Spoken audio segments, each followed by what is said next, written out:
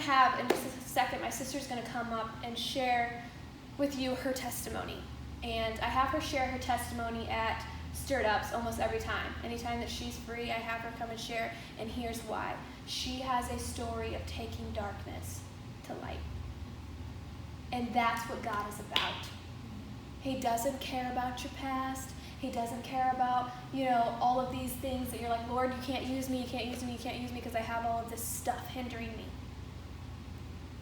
The Lord's like, no, I want to take that darkness and I want to bring it to the light. And the Lord started showing me that that is what love does. That you cannot encounter Him in a more intimate way than through His love. And you can't be delivered except through His love. And you can't walk out your gifts and you can't walk out your calling until you know you're loved.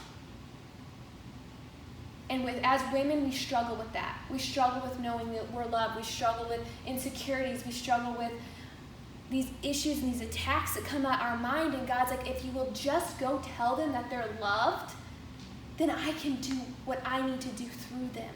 I can't stand up here in front of you today if I don't know I'm loved.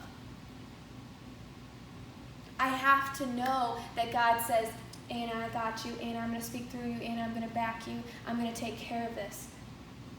Because you don't want to hear what I have to say. You want to hear what God wants to say through me. That's way more powerful than me studying, writing down some really great words, and then coming up here and reading those to you. Because if I plan it, it's me. But if I put in the work and then trust that the results from the work that I put in, I don't just show up here unprepared, I'll tell you that. But I also don't write out a message.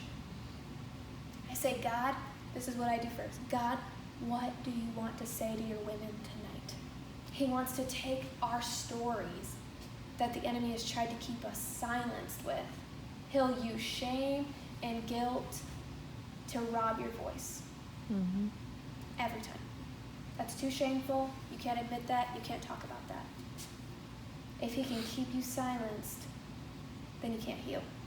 Let's get blunt. Let's get honest. Let's talk about the real things. Let's talk about our stories. And let's start fighting for healing. Let's start fighting for love. Let's start fighting for acceptance. And let's not watch people get plummeted by the enemy anymore.